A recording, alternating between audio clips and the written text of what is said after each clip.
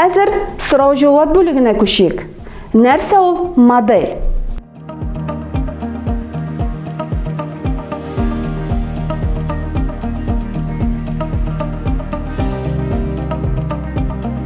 Җавап: модель ул реаль объектның гадиләштерелгән нөсхәсе. Яхшы. Нәрсә ул мәгълүмати модель?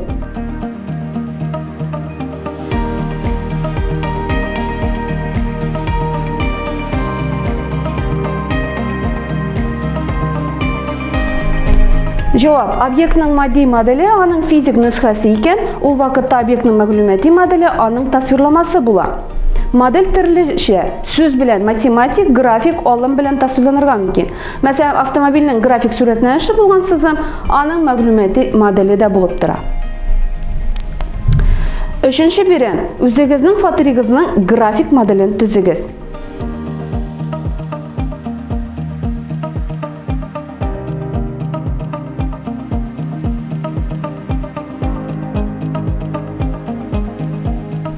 Балалар, мин сезгә уңышлар телим. Киләсе очрашуларга кадәр сау булыгыз.